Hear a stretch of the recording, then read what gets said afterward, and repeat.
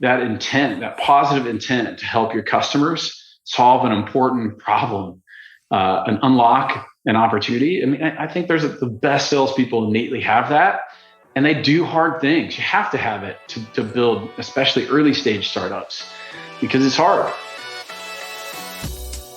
What's up, everyone? I hope you're having a great day. We got a great podcast episode for you. Today we have Jason Eubanks, the Chief Revenue Officer of Harness.io. Boy, Harness is just one of these companies that is exploding. And the explosive growth is something that Jason has seen at a number of companies that he's worked at, whether it's Twilio, whether it's Cisco, whether it's Markforged. And so this was an excellent conversation. And I think one of the things that we really got into here is just talking about motivation and coaching and how we need to consider that in our people, which really are what drives the business. Because a lot of times, look, you hear about motivation's important, or like incentives, or like what drives people, but how do you actually make that real? How do you actually use it to your advantage and to create leverage? Jason does a really good job getting real tactical here. Andrei, what were your big takeaways? I really like how he, kind of analyzed the job market right now, right? Where there are a lot of companies looking for the same talent, and he needs to find a way to incentivize people, not just by offering the largest OTE, right? And one of the things that he was talking about was really walking people through how they can achieve their goals in a quantitative fashion, especially in a place like sales, where you hear all these things like, oh, this rep made this amount of money, this rep did this. There, as much as it is quantifiable, there is a lack of transparency sometimes around how much money you can make and how you can actually achieve that within the context of your pipeline. And he does that for his reps, and I think that's a really powerful way of really, really motivating your people. Yeah, and then tying it back to, why you actually care about that, right? Like, oh, cool, this is going to help your mom pay off her house. Or this is going to help you, get that new car that you're really excited about, or whatever is driving that motivation. But enough chatter here from us. Let's actually hear from Jason. Enjoy this episode, and here we go. Jason, what's going on, man? A lot. We're busy building a company, Scott. There's a lot going on. Aren't we all? I wonder if anybody ever says I'm not busy. that does what we do. Yeah. But I've been keeping my eye on you guys for a while, and been excited for this conversation. And just to kind of kick things off with an icebreaker, Jason, what do you want to be when you grow up? Good question. And to be honest, I think I'm still figuring that out, Scott. It's an evolving process, I think, as we move through our careers and overall our lives. But I've been fortunate. I love what I do, and it's been I've been fortunate enough to do that. In this case, technical sales in an industry that's provides a lot of opportunity for value creation, and partnered up with some great founders through our startup journeys. And every stop along the way is, I think, shaping and changing in its own ways. It's a great learning opportunity. And every time, personally, every time I come out of a startup journey, it is an evolving process. So I'm only half joking when I say I want to figure it out, as I keep going. I'm with you. I mean, we're all constantly evolving. It's funny. I was watching a piece of content recently, last night actually, and they're talking about like when something's not changing, it's like from an evolutionary perspective, that's when someone's like sick. And so we're actually constantly perpetually in motion, and that's where we want to be. But related to this, I know it's something that you've been thinking a lot about is really kind of the concept of intrinsic motivation. And so wanted to unpack that with you and, perhaps as a way to kind of frame this up. What in terms of what do you want to be when you grow up? I mean, what what intrinsically motivates you at this point in your life? Yeah. I think, so it's a good question.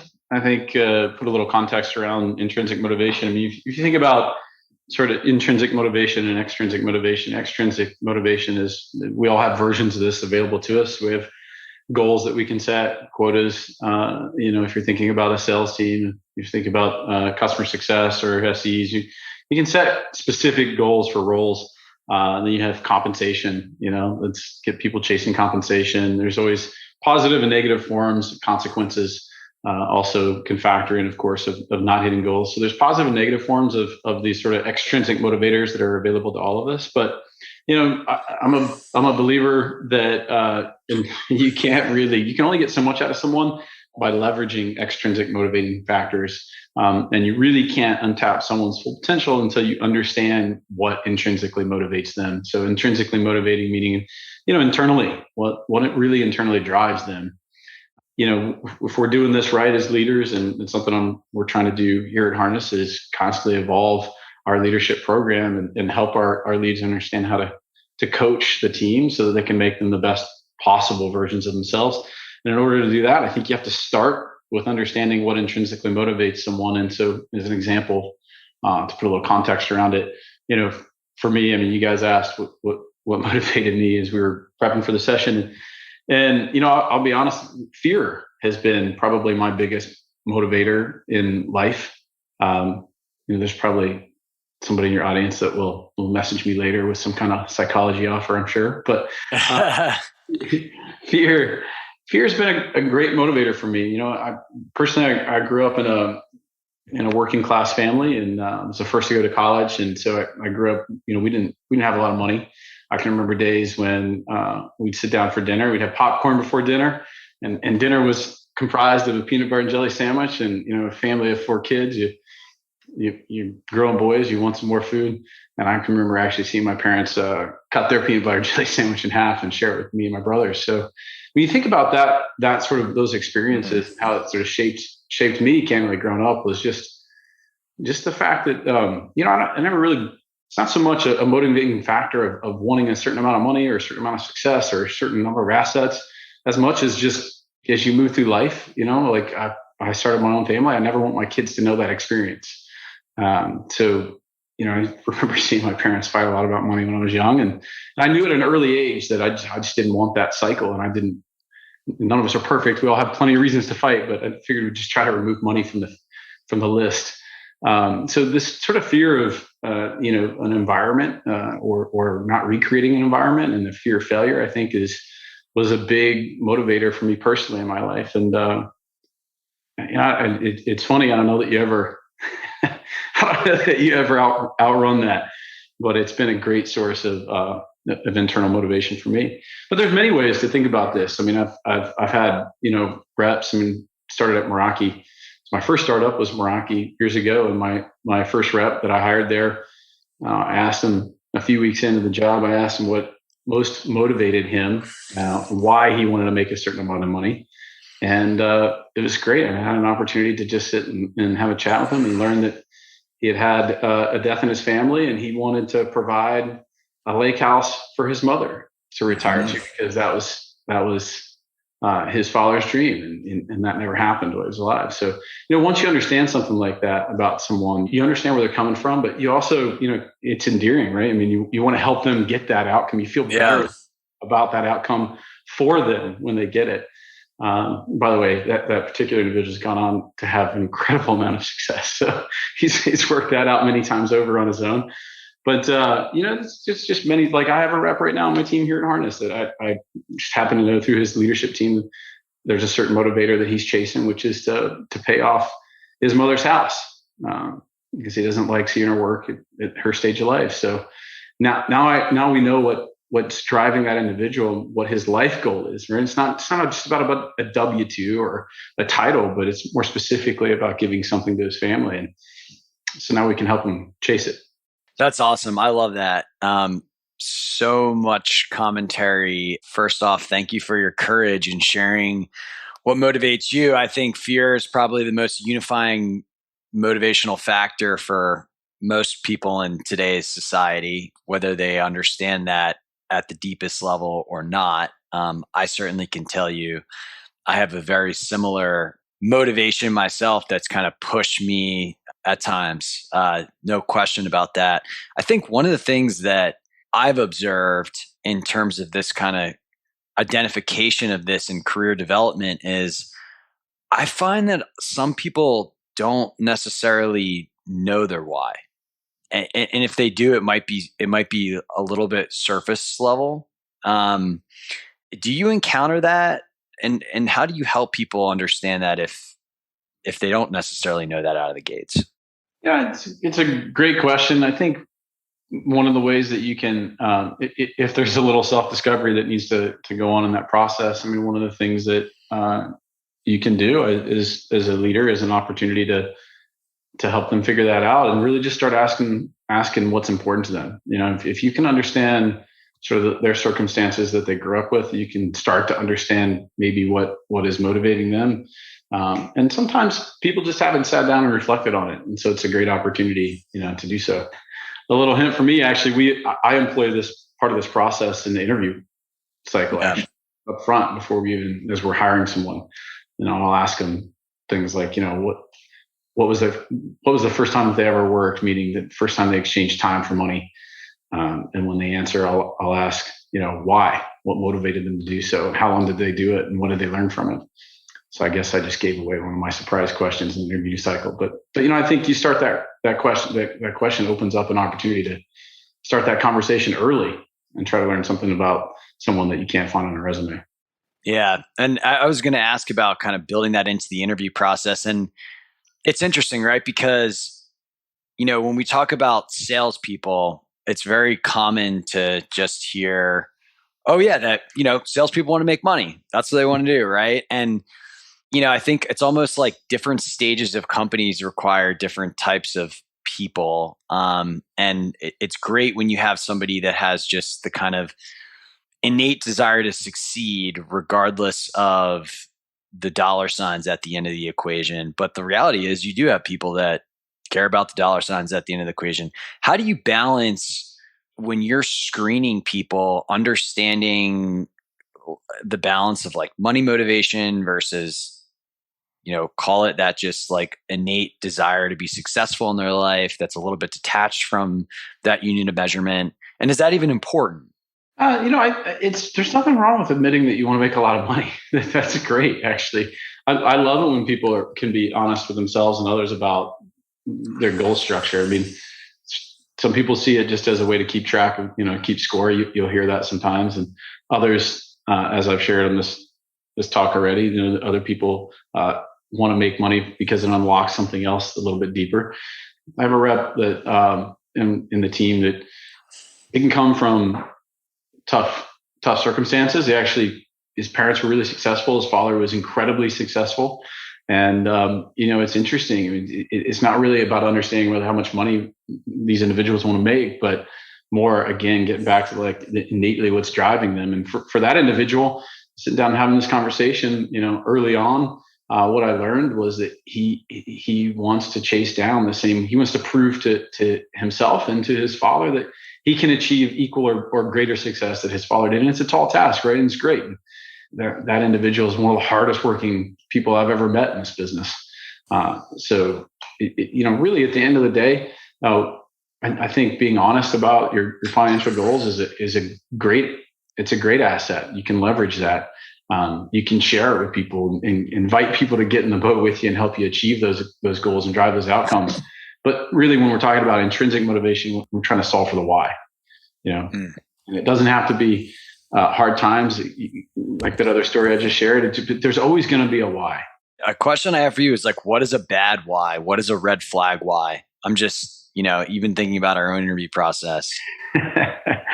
I don't know that there's necessarily a bad why, but either not understanding a why or not having experienced any kind of adversity is something I'll typically look for, because I consider it to be a proxy for work ethic.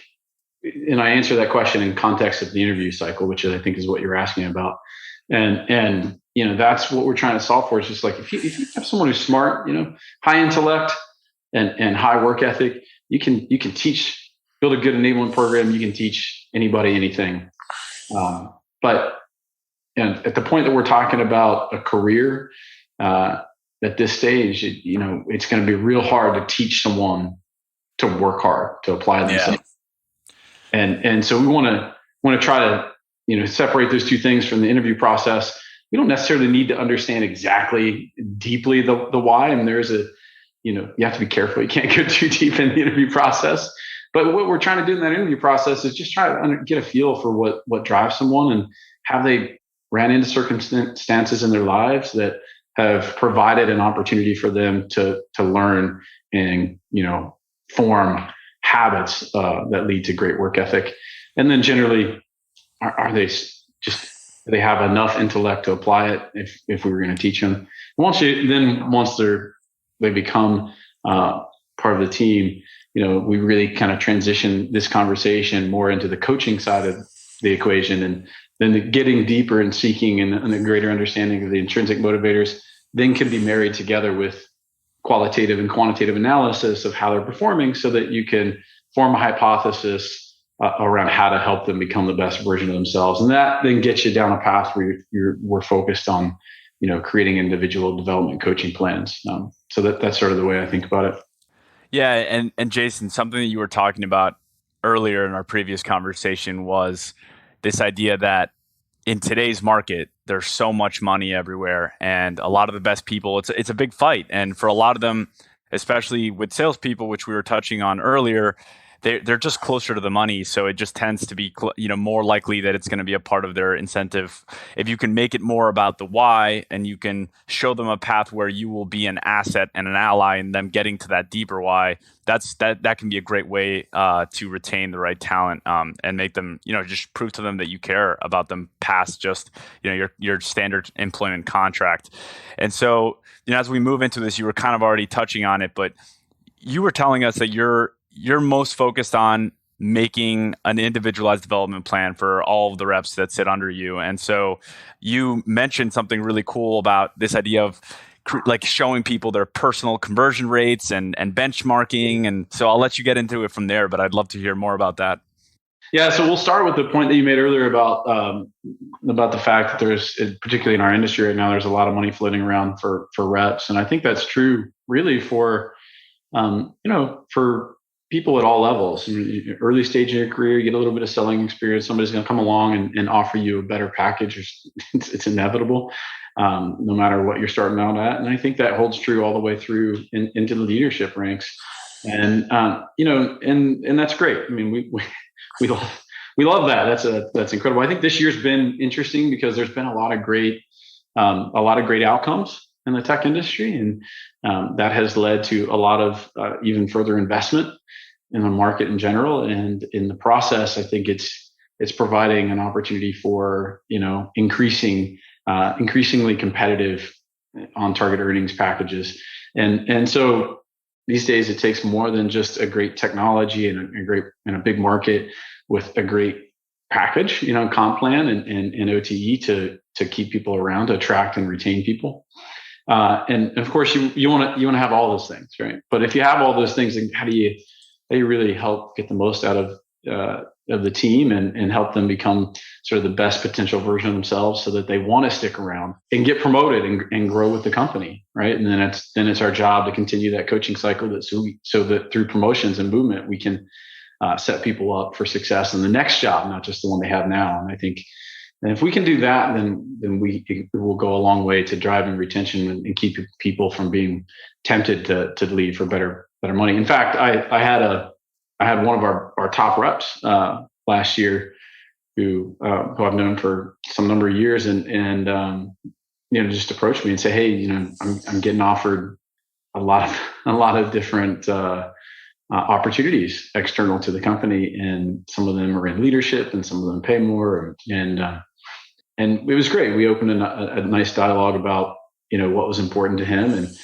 and it was really insightful for me. It was kind of an aha moment about how important this really is right now. I mean, how important it is to get right now.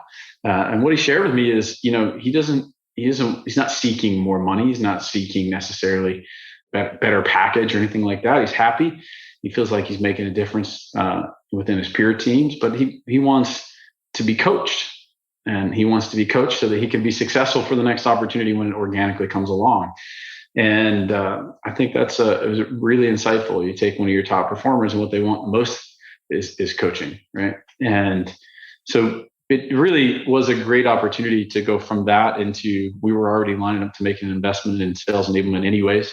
And so now we're building, you mentioned this goal of having every individual on the team, regardless of the role, sales, CSMs, et cetera, every role. I mean, I would really have the goal of getting everybody to an individual development coaching plan.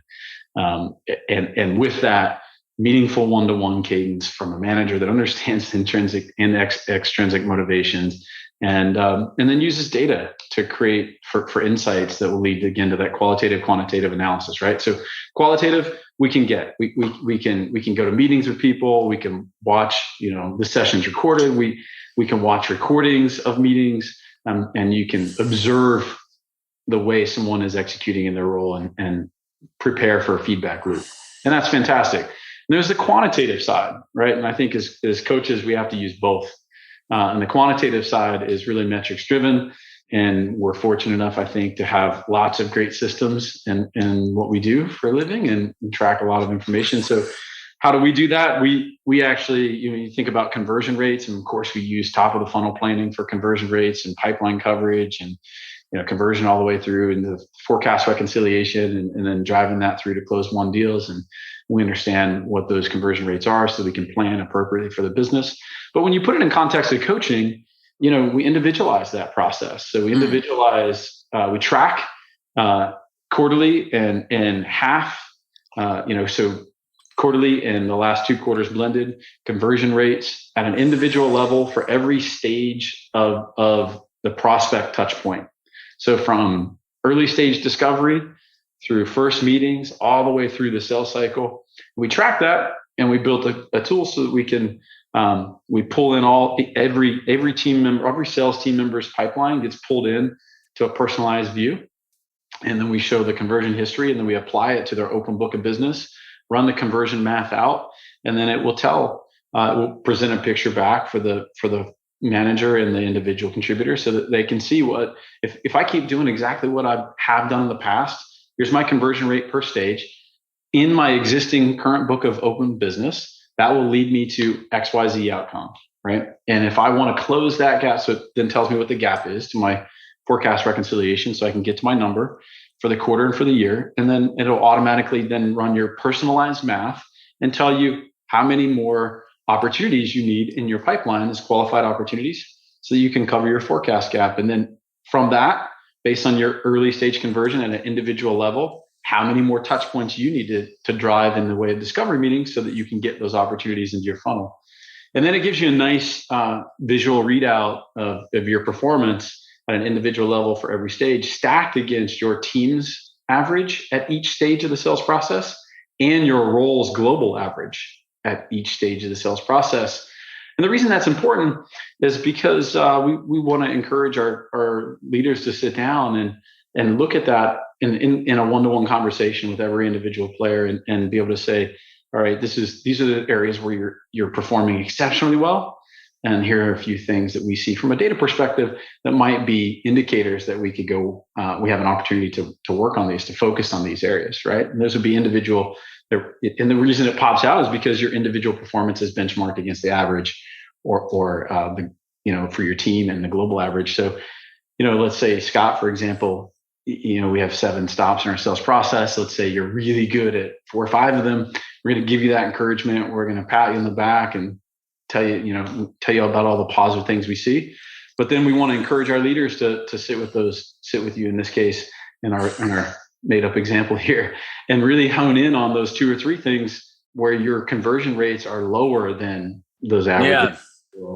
And then we have an open dialogue about a hypothesis, right? So the leader comes to that call having taken those quantitative insights, and then we go look at the qualitative inputs, right? Meetings, internal trainings, whatever it is, right? And then we come up with an opinion, a hypothesis. And we share that hypothesis. And then you have that same information, right? So it's not like a leader delivering this to you for the first time. You get it, and then maybe you can internalize it and you come up with your own hypothesis. So we sit down and we have an open conversation about what might be leading to those outcomes, both positive and constructive. And then once we align on a hypothesis of things that we need to work on, then we can start to work toward that individual development coaching plan. The next thing we do though is we take this tool, and this tool, it takes all that personalized execution historical data, and then with the benchmarking against those team averages and the global averages, we give you a what if analysis model. And so all of this is just presented back at this point.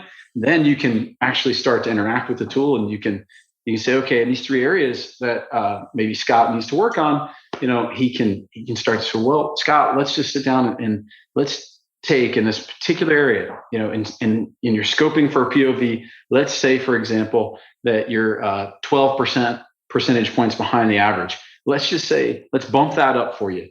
And then the tool will rerun those performance inputs against your actual book of business, and then give you 2 models.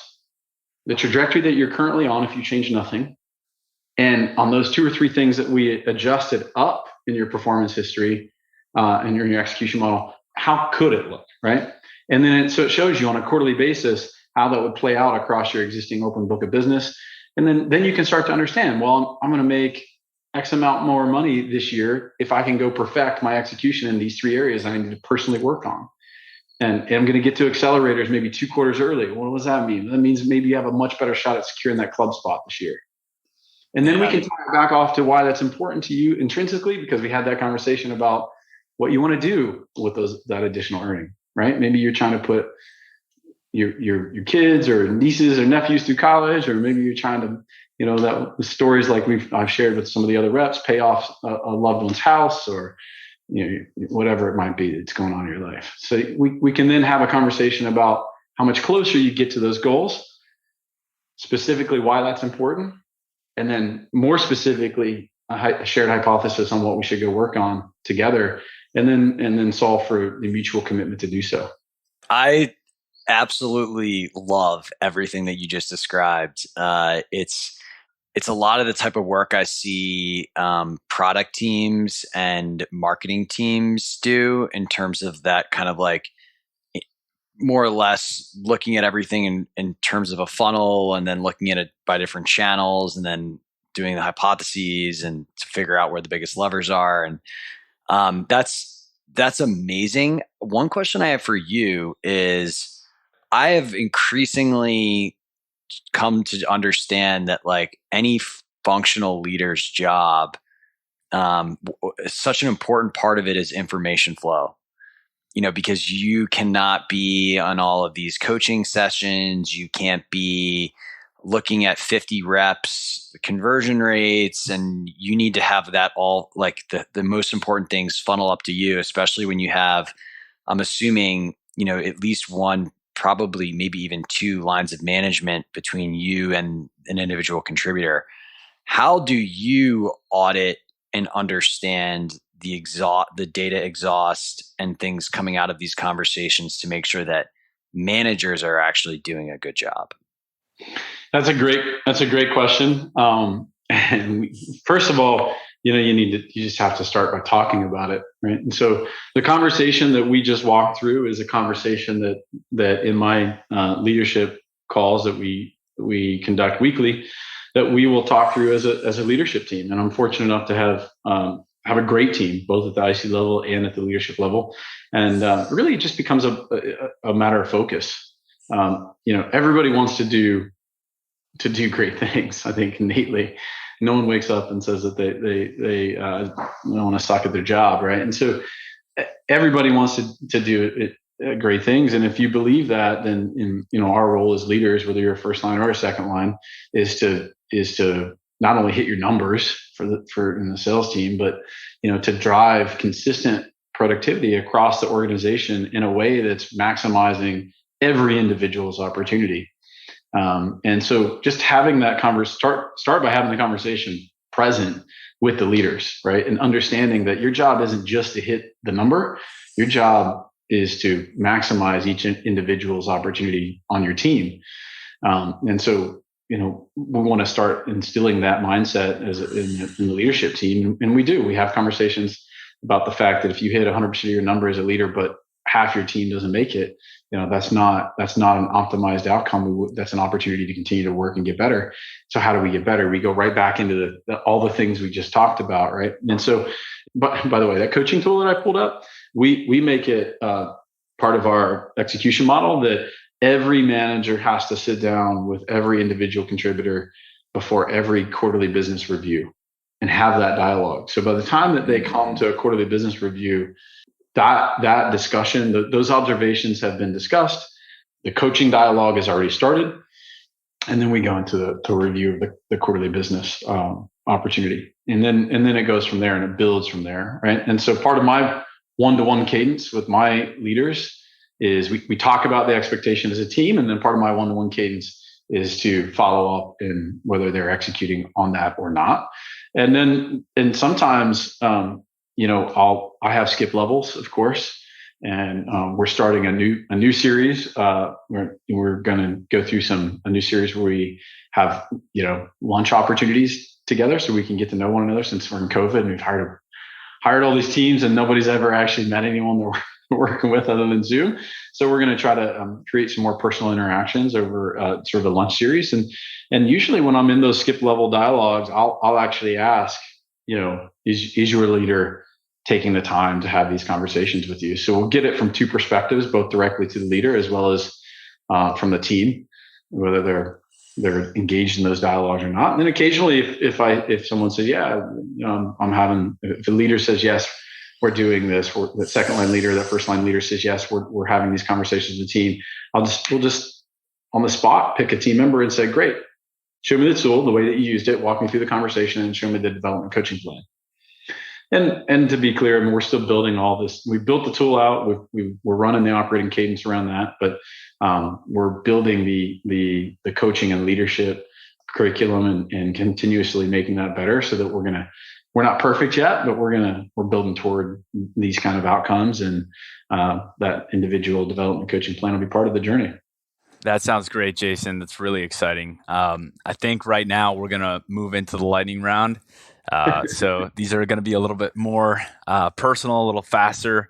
First one is going to be easy. Who is a leader in tech that you really admire right now? Leader in tech that I really admire. I have to answer from outside of my company, or is there a criteria? I think I'm blessed to have a great leadership team here in Harness. So, I think Jody's doing a fantastic job. But if I were to answer outside of my company, look, I had an opportunity to work for Jeff Lawson at Twilio. I think he's doing a fantastic job. I mean, pioneered a business model, built a platform, which is the first of its type. And, I think he has done a fantastic job just going from, founder all the way through many different growth stages and adapting and learning along the way. And personally, I think that I learned a lot. I've learned a lot working for all the founders that I've been, blessed to be paired up with. But I think when my time at Twilio, I learned a lot. I learned more than I realized I was learning in the moment, and it was hard. It was really hard. And I recall going to dinner with Sanjit, who was the CEO and founder of Meraki, the first startup I had a pleasure of being part of, and now he's off. He founded Samsara, and they're doing great things. And I remember this moment in this dinner where we're sort of talking about my journey at Twilio, and Sanjit looked at me and said, "Sounds like you're learning a lot."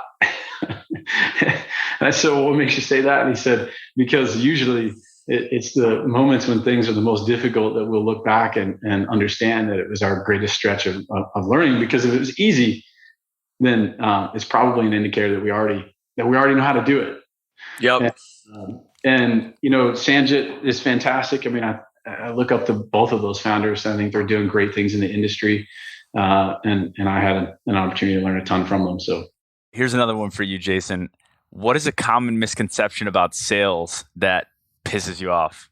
I think one of the things that bothers me the most about misconception about salespeople is that they're only money driven. right? We talked a little bit about this in the beginning of the session. It's fine to be there. I think it's fine to be money driven, but I think that your best salespeople really have a desire to help other people out, right? And I think that intent, that positive intent to help your customers solve an important problem, and unlock an opportunity. I mean, I think the best salespeople innately have that, and they do hard things. You have to have it to build, especially early stage startups, because it's hard.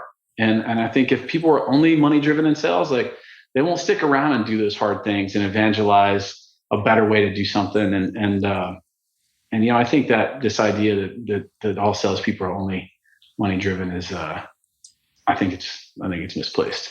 I totally agree. Here's an interesting one. What is this, as a sales leader, what is the single best software purchase you've made, either because of the product itself or because of the sales process that you were put with? And specifically, why was that such a great experience? This one's going to be controversial, but you guys are recording this conversation today, on a recording platform, and we do the same. And I think everybody is these days. You're using Chorus, we use Gong. I think generally speaking, I think that's an incredible purchase for any team. And we use that platform for not only sales, but we use it for all of our customer facing teams. And its ability to quickly allow people to observe, feedback loops for market trend, for coaching, for using it for onboarding, and just getting a really high number of reps. And it's interesting. I know it's controversial because not everybody believes that these conversations should be recorded. And if a customer doesn't like it, of course, we'll turn it off. But look, if you want to be the best that you can absolutely positively be at your craft, think about it through the lens of like comparing your profession to, let's say, professional sports. And show me a professional sports team out there today, or an industry out there today, that doesn't record their athletes, right? Anything from recording practices all the way down to I mean, man, when I was trying to learn how to golf, and I'm still not very good, I was with a company at the time where we were a sponsor for the PGA, and we had access to some of the PGA coaches, and we took our customers in, and I was fortunate enough to get the experience too. They hooked me up to all these different probes, and recorded my swing, and then put me up in real time, gave me feedback, right, and had a screen up in front of me and showed my really bad swing next to a pro swing, and would pause the video and break down different nuances about that motion, and coach me in the moment. And that confirmation loop of being able to see it and accept the coaching and understand it, and then try to apply it, and then see the iteration of it again and again and again. And I think that's an important aspect that we can all learn from. And who doesn't want to be the best at their craft, right? So I think these recording platforms are great. It's a great purchase. That's awesome. I totally agree. You got to have the game tape to get better. Well, Jason, this has been fantastic. You have certainly piqued my interest and inspired me with the concept of individual coaching taken to a whole new level that actually is grounded in data, that I think is very, very compelling for salespeople. And as you think about, how do we recruit and bring in the best talent, and coaching and getting better being a component of that, you guys have really put the architecture inside of the organization to actually legitimize that, which I think is an important point, because everybody's like, oh, well, you're going to get really a lot better here. But it's like, what's the training staff like? Do we have a good weight room? Like, I just think back to like college recruiting for me with like football, and it's like, what are the tools that you're actually going to give me to make better? And it seems very subjective in a lot of these conversations. And you guys actually have put some real firepower and meat behind the bat. Well, we haven't perfected it yet. We're like all startups, still building as we scale. So it's a constant evolution, but thank you. Awesome. Well, thank you so much for coming on the show today. We Really enjoyed the conversation. And for everybody listening, we appreciate you too. And we look forward to seeing everybody on the next episode. Hey, thanks a lot for having me, guys. Appreciate it.